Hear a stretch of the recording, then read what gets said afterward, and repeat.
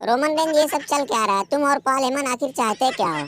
जब से तुम दोनों एक साथ आए हो तब से पूरी फैमिली में सिर्फ झगड़ा ही हो रहा है और कुछ नहीं। हमने तो कुछ नहीं किया, जो किया इन्हीं दोनों भाइयों ने किया। अरे हमसे भी झगड़ा किया इन्हीं दोनों भाइयों ने मिलकर, और फिर अब आपस में ही खुद से लड़ रहे हैं, तो उसमें हम क्या कर सकते हैं? हमारी क्या गलती है? हाँ, हमारे साथ रहने की वजह से इनका फायदा जरूर हुआ, ये मेन इवेंट लेवल के सुपरस्टार बन गए।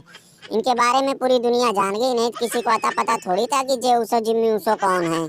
हाँ, ये तो बात तुम्हारी बिल्कुल सही है, लेकिन यार दो भाइयों का आपस मैच देखने में अच्छा नहीं लगता है। WWE वालों का क्या है, वो तो अपने फायदे के लिए बाप बेटे का मैच करवा दें, उनको तो सिर्फ अपने फायदे से मतलब है। लेकिन अगर जिम्मी उसो जो उसो का मैच भी होना है तो यार ऐसे तैसे किसी पेपर व्यू में नहीं होना चाहिए, ये रसलमेनिया लेवल का मैच बनना चाहिए। रॉक अंकल, हमारा और जे उसो का मैच तो बहुत तगड़ा होगा, ये रसलमेनिया के लेवल से भी ऊपर का मैच होगा। और अगर उस मैच में आप स्पेशल गेस्ट रेफरी बन जाओगे तो उस मैच के चार चांद लग जाएंगे। लेकिन फिर भी हमें भी अंदर अंदर से बहुत तकलीफ हो रही है कि हमें अपने भाई से मैच लड़ना है। ये सारा किया धरा इस ससुरी वाले पॉल हेमन का है, इसकी शैतानी खोपड़ी में ना ऐसे तैसे आइडिया आते रहते हैं। अरे ये पता नहीं क्या करेगा। हमने इसको कई इंटरव्यू देते सुना है, ये कह रहा है कि 120 साल तक ब्लड लाइन की स्टोरी लाइन खत्म ही नहीं होगी। इसका मतलब ये है कि यानी 100 150 साल तक ये हमारे बीच में ऐसा झगड़ा लगा देगा कि झगड़ा ही खत्म ना हो। हाँ, हमने ऐसा कहा था और WWE वाले हमको इसी बात के पैसे देते हैं। अबे तुम लोग खुद सोचो कि कुछ ऊट पटांग और कुछ अलग अगर नहीं करोगे तो पब्लिक कहाँ से हमारे ऊपर इंटरेस्ट दिखाएगी? पब्लिक का ध्यान खींचने के लिए कुछ ना कुछ करना पड़ता है, कुछ ऐसे उल्टी सीधी हरकत करनी पड़ती है। और बाकी तुम लोग रोमन रेंज से पूछो, ये दिमाग उसी का था, हमारा नहीं था। क्यों भाई रोमन रेंज, पॉल हेमन ये सब क्या बोल रहा है? क्या है ये सब, क्या चक्कर है? अरे ऐसा कुछ नहीं है, हमें थोड़ी बहुत चोट लग गई थी, उसी चक्कर में हमें 2 महीने की छुट्टी करनी पड़ रही है। 2 महीने की छुट्टी पे हम जा रहे हैं, तब तक के लिए स्मैकडाउन पे तो कुछ ना कुछ चाहिए, नहीं तो पूरा स्मैकडाउन ही खाली हो जाएगा। हमने सोचा लाओ जिम्मी और जे उसो का प्रोग्राम बैठा देते हैं, पब्लिक भी थोड़ा इंटरटेन हो जाएगी।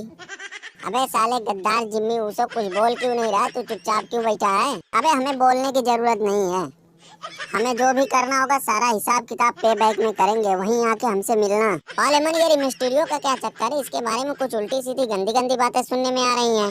अरे कुछ नहीं, बस बाप बेटों में कंपटीशन चल रहा है। बेटा ये रिप्ली को लेके घूम रहा है, ये मिस्टीरियो ने सोचा भाई हम क्यों पीछे रहे, हम तो बाप हैं, हमें तो 2 हाथ आगे ही होना चाहिए। हटाओ, किसी की पर्सनली जिंदगी से हमें क्या लेना देना, जिसको जो करना हो करे।